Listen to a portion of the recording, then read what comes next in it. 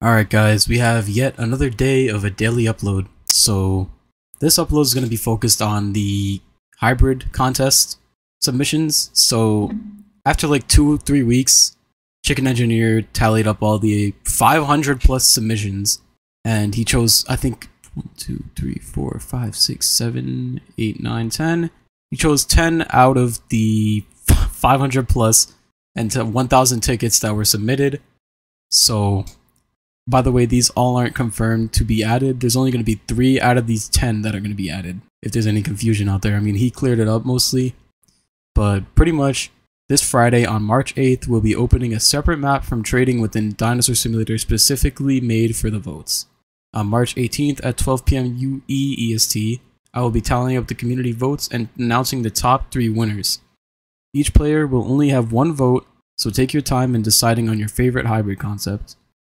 And of course, your account has to be a certain amount of days old so that people don't rig the voting and stuff. So I'm gonna, check out the hybrid submissions because I actually didn't see a good amount of these submitted hybrids. So checking them out will probably give me a better idea of what's to come. So first we got Dinosaur, Armored Titan Lizard.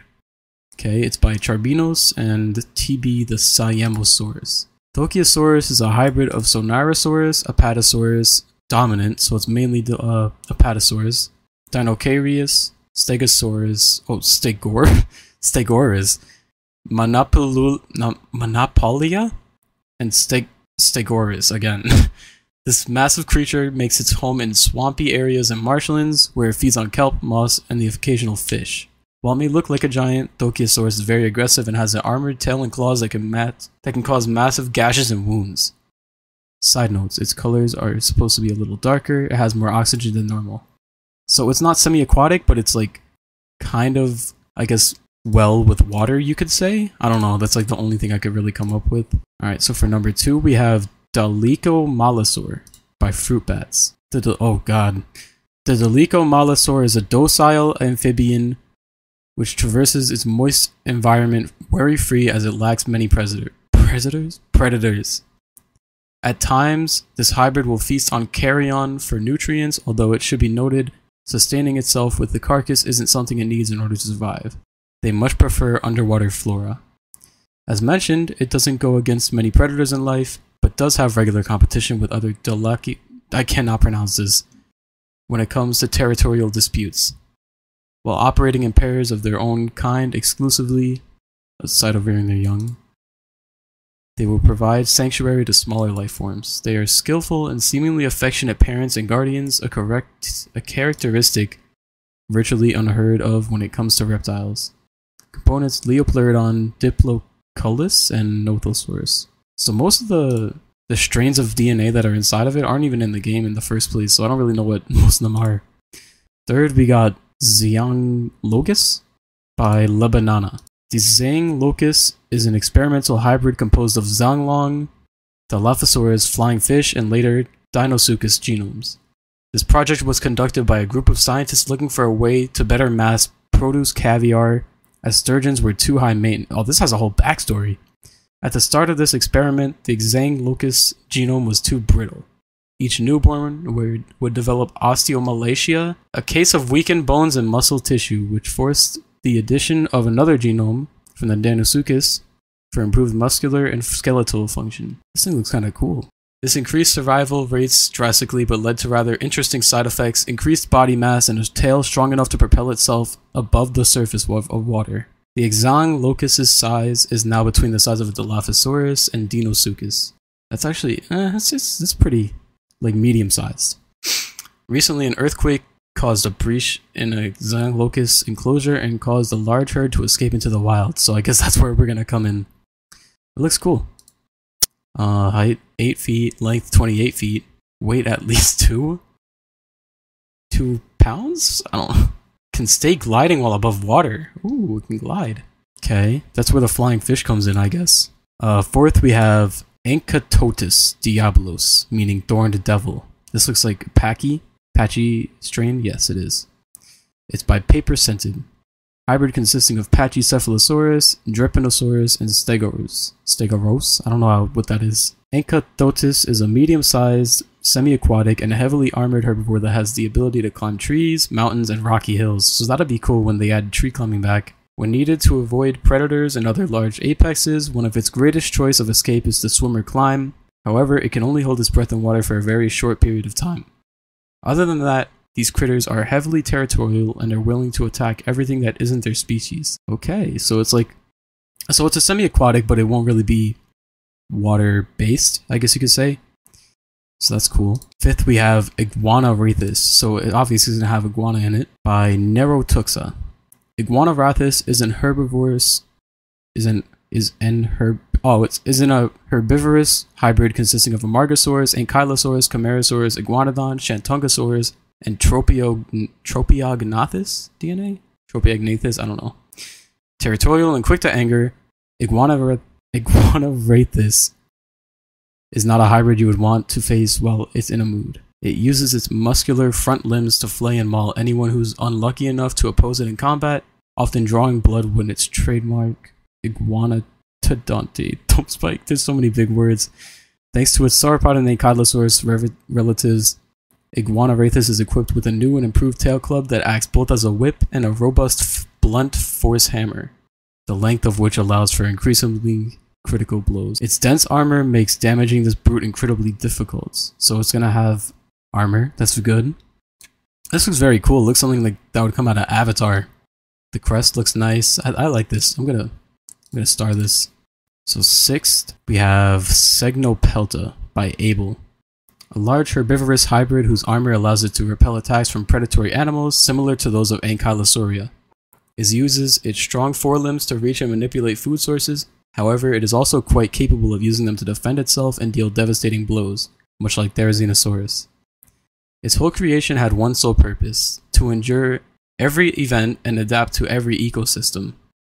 Bro is not Maharaga. Whether the events are harsh weather, impractical environments, or being hunted by other creatures, this large foe's only goal is survival. This gargantuan herbivore not only has muscular arms to defend itself or its herd mates, but it also has a massive, heavy, chainsaw-like tail, directly taken from Stegoros. What is Stegoros? But on a much larger scale, meaning it can easily deal massive blows to tear even through the toughest of armor. Curiously enough, this hybrid has proven to lack semi-aquatic adaptations despite being part crocodilian, okay. However, its lung capacity is quite stunning, allowing it to hold its breath for longer periods of time and thus move relatively fine through swamps and flooded areas. Notes: quad while idle, biped while walking and sprinting, cannot swim. It is terrestrial, but has a larger oxygen capacity than most. Okay. Trying to think of something to compare it to, but I don't have any ideas. Slow shield. Okay. This looks... Is that a butthole? Yeah, get me off of this picture. Actually, no, this looks kind of cool. The first one kind of lost me, but this one has me. I'll start. Seventh, we have Fossolatherium by Ice. Okay.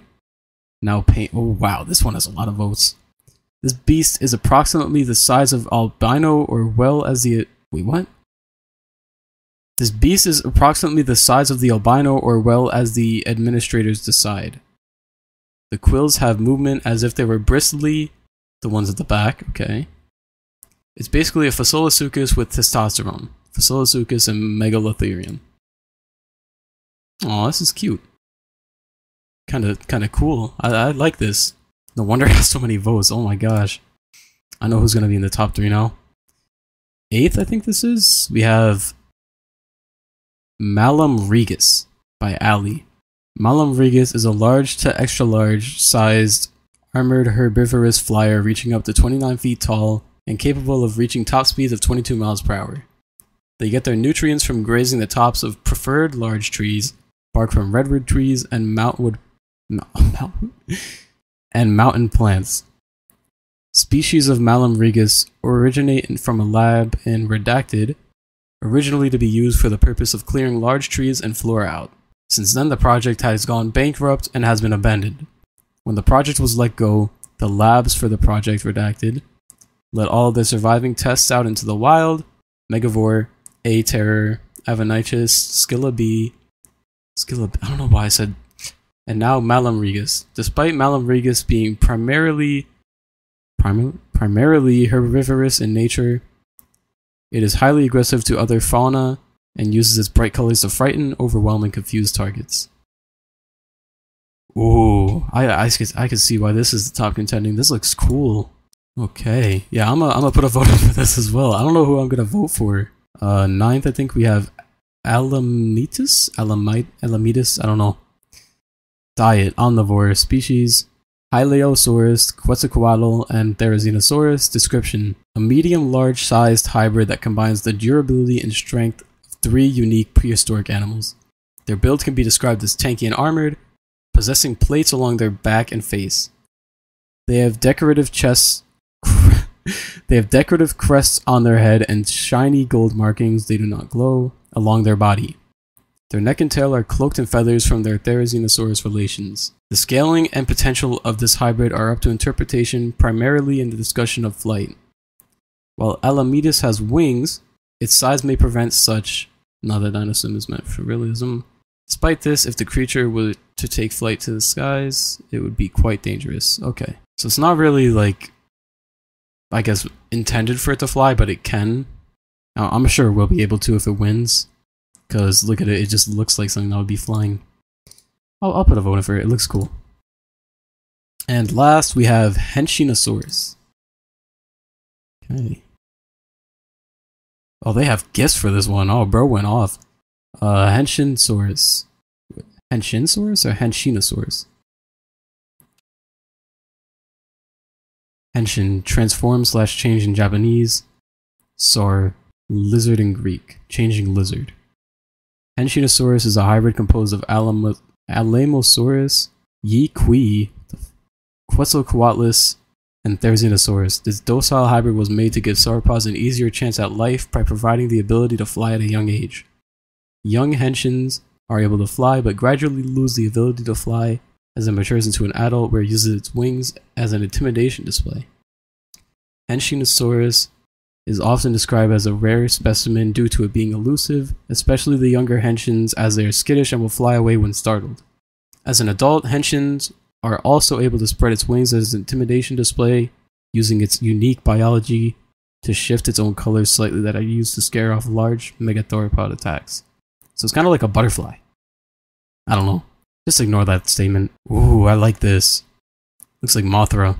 I don't know, this one's pretty cool to me. I don't know. But that's all the hybrids. Hopefully you enjoyed me butchering all the words, stuttering over myself. But I'll see you guys March 8th. Make sure you know who you're gonna vote for. Peace.